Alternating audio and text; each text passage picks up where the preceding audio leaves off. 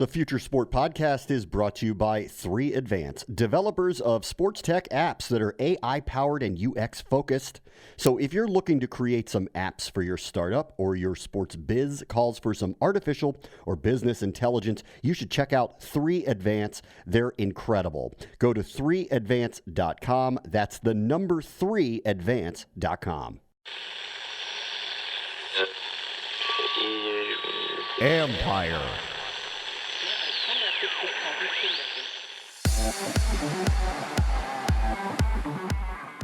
Are you ready for some football and football and football and football? So there are two sides of it. What the fan wants, they will say content everywhere, on every platform, personalization and content that is as much tailored to the single individual as possible.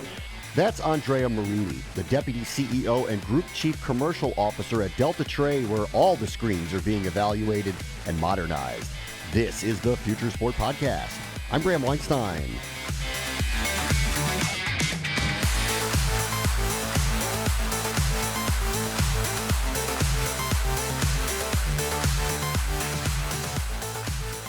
Everyone is trying to attract attention to the multitude of various platforms. Getting and retaining that attention, it's not an easy thing to do, but Andrea Marini and his team are trying. And in a little bit, we're going to talk to Schlomo Sprung from Forbes about a quite unique way that an NBA player is using tokenization to try to leverage his playing contracts now and into the future. But let's start this week with the future of baseball, which as of a week ago was stealing headlines in January for all the wrong reasons.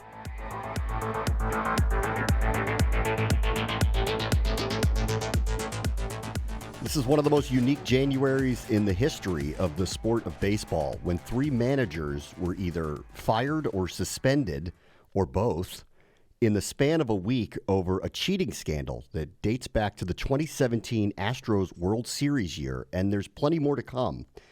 Bennett Conlin joins us now from the Daily Progress, which is based out of the Charlottesville, Virginia area.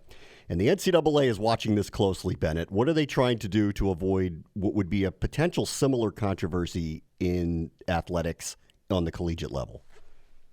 Yeah, so basically they've made a new rule that allows pitchers and catchers to both wear wristbands that will have signals or calls on them, which makes it, almost impossible for a team to steal signs using technology or video, just because a pitching coach can give off the sign and they can change the sign so frequently now that they're able to switch out cards, and both the pitcher and catcher will quickly be able to look at their cards on their wristbands and then throw that pitch, so they won't have to memorize signs, basically that. Are they the only 2 people on the team that will have access to this? I believe that's correct. I believe it's the pitchers and catchers. I'm not sure in the past how much sort of the infielders have done it. I know that the official rule change, though, is that the pitchers will be able to do it, as I know catchers in the past have worn it. Were they talking about doing this? I would assume that you can't just implement this overnight. Were they talking about doing this before all of the news broke about what happened with the Astros and the Red Sox, et cetera? Yes, I didn't have a ton of communication with the NCAA during some of this, but I believe this isn't sort of like an overnight fix like you mentioned. Given the catchers having it for years, part of it is obviously to prevent sign stealing, and some of it, too, is just with this new system, it makes it very hard to get signals crossed. So if you're a pitcher and a catcher and you get your signals crossed, maybe the catcher's expecting curveball, you throw a fastball, obviously that can lead to some issues. With this system where they're both looking directly at a card, it makes it very hard to do that. So I think that, there's really no reason not to implement this. It seems like a positive for both. I think there will certainly be baseball purists who see pitchers and catchers looking at like wrist cards, like a quarterback calling plays, and they might roll their eyes a little bit, but it certainly makes sense in today's game to implement this rule. Listen, this is happening on the major league level. I would assume that this stuff is happening on the collegiate level as well. Is there anything that, as you were researching all of this, did you hear anything that there were some issues with specific teams and technology and sign stealing? So that's really interesting, because when I researched it, the NCAA didn't even have like a release out. I couldn't find anything online I was just having a conversation with Virginia's head coach, Brian O'Connor, about something else. And then since I had him on the phone, I figured I'd ask him about the Astros, and he brought up this new rule that really hasn't been publicized at all. So I looked into it, didn't find much, but I have to imagine, you look at the coverage around college baseball that's sort of grown in recent years, some of these games, whether it's on the SEC network, ACC network, I mean, these games are going to be televised. You're going to be able to see different video footage. It seems like, theoretically, you could certainly steal signs, and while there weren't necessarily teams that were jumping out as potential offenders, it's something that, just with the sheer volume of college baseball teams, it's doable to steal signs using technology, and I think there's a reason for this, and I'm sure there was certainly some stuff behind the scenes that I would imagine people had seen and sort of wanted this implemented to make sure that it would prevent it, especially to the scale that we saw it in Houston. Listen, we've heard everybody has an opinion about what happened here on the major league level, and everybody is now becoming very careful with what they're saying about it. You were talking to somebody who's performing at the highest levels, NCAA baseball, but has no skin in the game and what's happening in the other section of the sport. Did he give any kind of opinion about what he thinks is going on here and what the future is for dealing with technology? Yeah, so it's interesting. So Virginia's head coach basically said that he thought there was no place in the game for what Houston did, the Astros, but he did mention sort of the ability to scout and steal signs maybe just within the game, but not with technology. I think most baseball fans and sort of people that follow the game, they don't necessarily have an issue with somebody at second base if they're able to pick up what a sign is and translate that to someone. It's just when you've got the whole video operation going into it and those different elements and different elements of cheating that they certainly want removed from the game. But it's a fine line between stealing signs in a way that is, I guess, approved and then a way that is cheating. So it's pretty fascinating to follow. Yeah, we're trying to figure that out ourselves. Bennett Conlin from the Daily Progress. Thank you so much. Thanks for having me. Up next, Andrea Marini on the future of all of the screens where you watch sports. This is the Future Sport Podcast.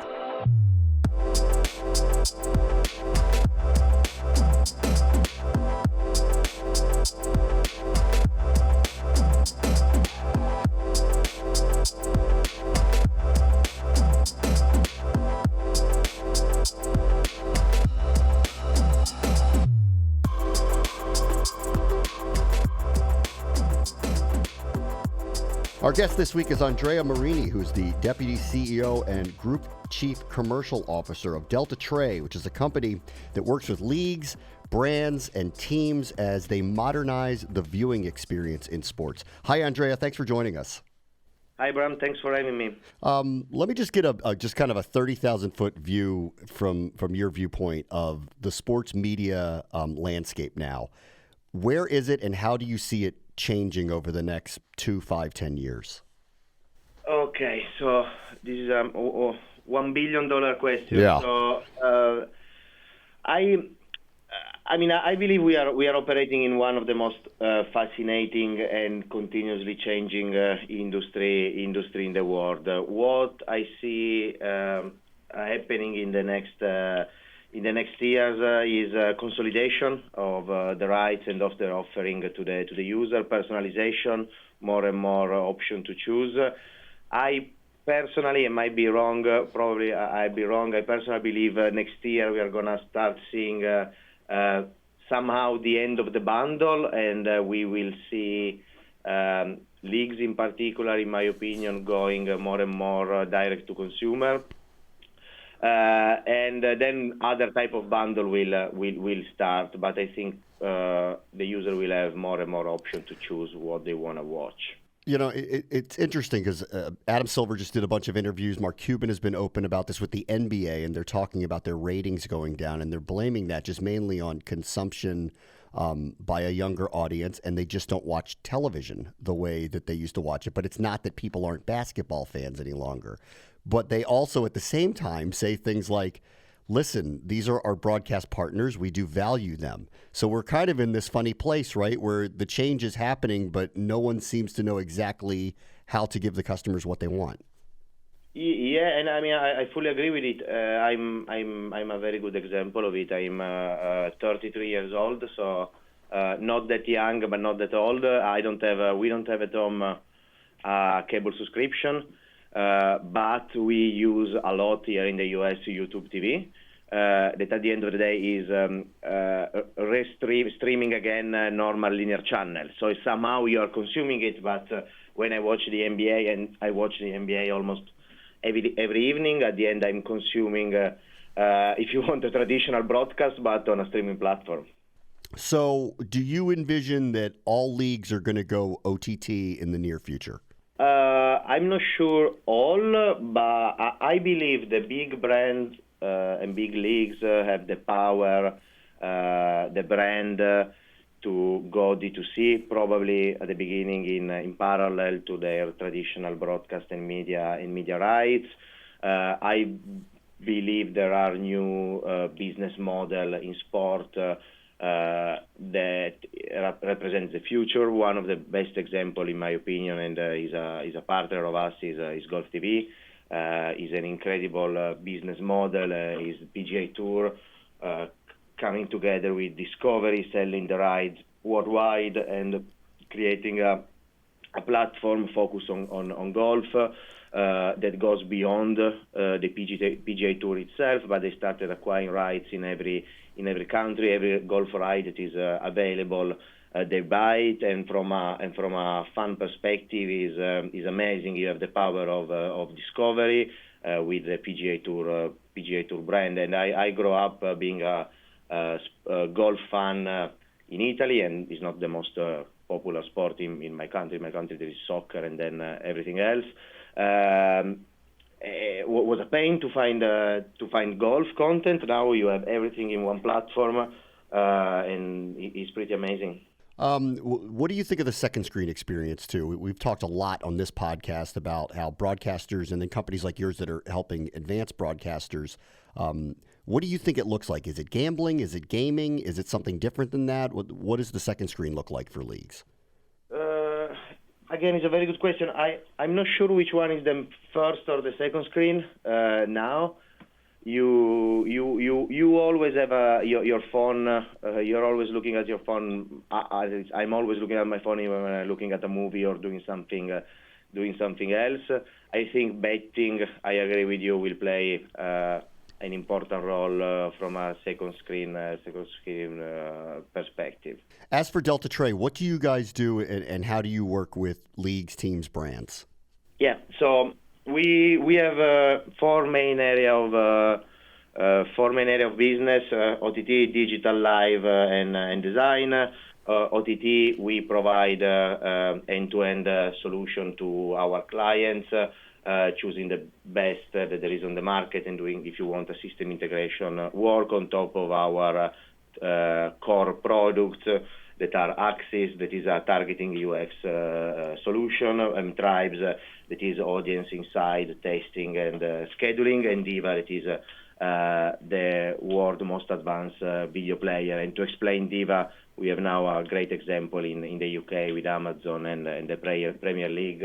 They introduce the X-ray functionality with all the information data on the user. We have it on our players since 5 or 6 years, and for us it's been a great testament of the validity of our product. Digital, easy to explain, web and apps. You might have seen the press release we had a few weeks ago on MLB. So we build and then power and co-maintain with leagues and federation and right holders their web properties. Live is a bit more complicated, and is where the company comes from. So we started 33 years ago gathering time in Formula One, skiing, and athletics, and then we evolved becoming a digital company, but we still have broadcast at the heart and data at the heart of the company. So our live division takes care of data, graphics, broadcast servicing, enhanced production, and officiating system. And then we have a fourth unit focused on design. We realized years ago that we were doing a lot of UX and design work for our client, and we have a lot of designers. I think more than 60, 70, and makes us one of the biggest design shop in the industry. You also have an innovation lab in Italy, in Turin. Can you talk about what is going on there and what you guys are working on? Absolutely. So it's funny because the innovation lab is run by my younger brother, so I'm up to speed with it. Yeah. And so innovation is at the heart of the company. We are where we are because we have been able to innovate successfully for 33 years, and the innovation lab has two main functions. The first one is improving and creating services that then are used by one of the other 40 divisions. And the second one is looking at innovating technologies, if you want, a bit in a imperial way, and then try to apply them in some aspect of our business. The best example of it is now, for instance, they are doing a lot of work on AI and clipping, highlights, and personalized content that then we can use in our OTT services to improve the fan experience. Did the Innovation Lab coincide with the Olympics being in Turin, or was that a separate thing? No, it's a separate thing. It will be amazing to say it, but it is also the Torino Olympics were in 2006, and we as a company started working in the Olympics in 2008. So even if our headquarters has always been in Torino. So we kind of started the conversation with kind of the viewpoint of what is happening in the industry. I do want to talk about one specific partner that you guys have, which is DAZN, that feels like they are kind of game-changing the viewing experience here in America. Can you kind of talk about what the partnership is with them and how you see them interrupting what has been the traditional broadcast models of sports presentation? Sure. So we have a very good partnership with them. We are part of their OTT streaming platform ecosystem. There are various vendors, and we play an important role with them. And I mean, I'm a big fan of what DAZN did and is doing. Not sure if they're gonna be then successful and really revolutionize the industry, but I believe that is already happening, and they are focusing for real in creating a better fan and user experience, giving the possibility to the fans to really find all the sport they want in a unique platform, and someone honestly had to do it. I was living in Japan when they launched the platform in Tokyo, and was pretty impressive in a country that is the most, if you want, advanced country technologically in the world, but a bit late if you want from a digital perspective. They came in and they completely disrupted the market, and I think the results are speaking for themselves. All right, I'll leave you with this. So broadcasters are coming to you with ideas, and you're coming to them with ideas, and you're putting it out in the marketplace. What are fans and viewers saying they want more of in their viewing experience? I would say personalization.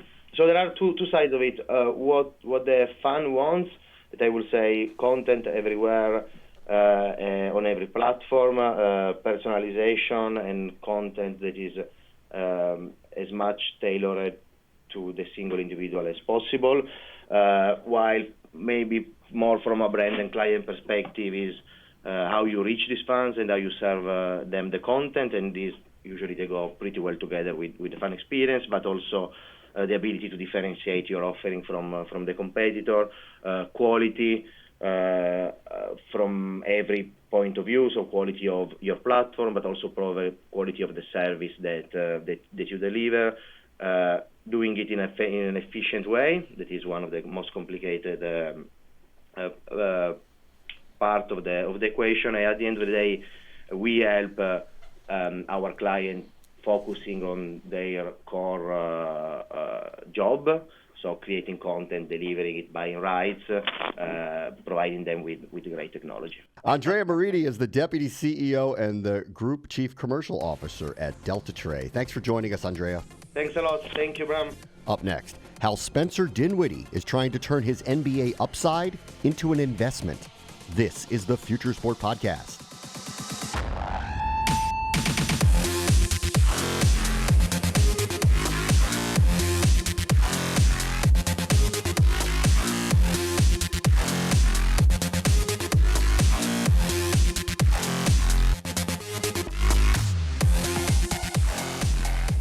So let's take a minute here to thank our friends at 3Advance. These guys are ranked one of the nation's top app developers, but that's not all. They've helped grow a bunch of sports tech startups like Team Builder, T-Box Tour, and In-Game Fantasy, but they're also experts in user experience, cloud APIs, and artificial intelligence. So if you're looking for a dev partner to bring your future sport tech to life, look these guys up. Go to 3advance.com. They're the team to make it happen, and advance you will. That's the number 3advance.com, and tell them Future Sport sent you.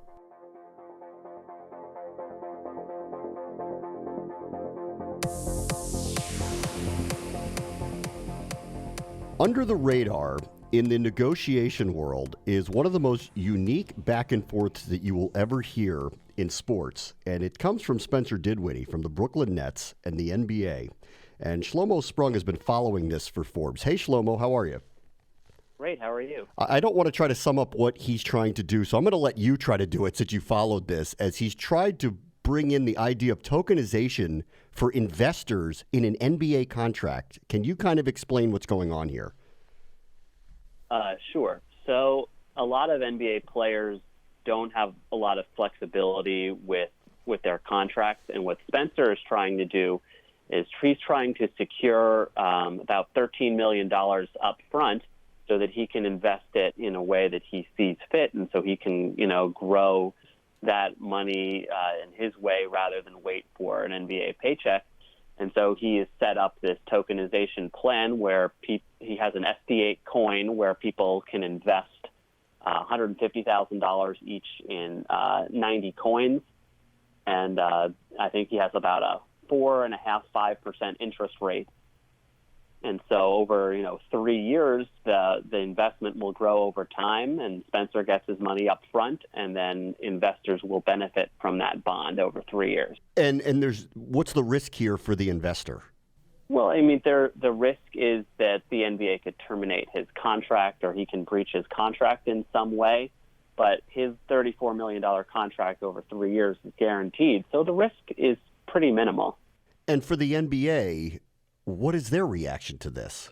Well, what the NBA originally had a problem with was that Spencer was going to try to have an option year of his contract, and if he elected to opt out of his contract and re-sign to a more lucrative contract, then the people who would invest in that coin would benefit from the potential extra money from that option year, which the NBA had issues with. And so what they did was take that option year off the table and make it more of a flat kind of a business loan in a sense.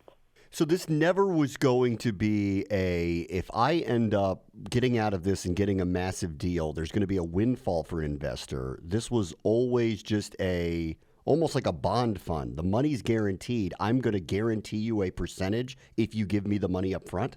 That's what it is now. With the potential, what the option year of his contract was that they could gain a windfall if he signs, say, a max level deal. That the NBA had an issue with. But the way it's constructed now and the way it's going forward is that it's basically a kind of a flat bond, as you said. Is he the only one doing this, or are you hearing any other players that have interest in trying something like this? Well, in my conversations with Spencer, other players had more interest in kind of let's wait and see what happens kind of thing. So, if a year this works out, there could be players, not just from the NBA, but from the NFL and maybe even in the entertainment world that would be interested in this kind of arrangement. I could see it in the entertainment world. In the NFL, very few contracts are guaranteed. It takes one injury to send somebody to injured reserve and end a career. Which would make it more appealing for the players to try to get money up front, but It would also make it more of a risk for investors. And what is he saying? Has he revealed what he wants to do with the money up front that he believes would be lucrative enough to pay off the investors on the backside of it? Well, Spencer is more of an entrepreneurial type. He has his own shoe in which he paints his own shoe design for each game and then auctions off the shoes for charity. So he's always had an entrepreneurial spirit, so I'm sure he has plans in place of what he wants to do. Lastly, for you, if the NBA really did want to put a stop to this, legally, could they? Is he doing anything that circumvents any league rule here by implementing this? Well, what the league was contending with was that the option year was considered gambling, and so that was kind of a red line for them in a sense. Now, the NBA's current stance is they're still reviewing it, but it seems like from Spencer Dinwiddie's camp that they're letting him go through with this. It's really fascinating. We'll see if other players follow suit or if he is an anomaly in this and taking a risk like this. Schlomo Sprung from Forbes, thank you so much. Thank you. Before we go, just a few words about the tragic event that took the life of NBA legend Kobe Bryant, his daughter Gianna, and 7 others who died in a helicopter crash in Calabasas, California, 2 days ago at the time of this taping. Bryant epitomized modernization. He entered the NBA as a would-be clone of Michael Jordan, but exited with his own identity, known as the Mamba mentality. And his Mamba Sports Academy wasn't just a training center for kids of all ages. It included biomechanics, comprehensive sports medicine, and even training in a dojo for self-defense. Ultimately, though, it was his devotion to his daughters and the pay-it-forward mentality that feels like the real loss here. And while that may be old-fashioned, even in our modern times, has and never will go out of style. That will do it for us this week. As always, the future is now. This is the Future Sport Podcast. I'm Bram Weinstein.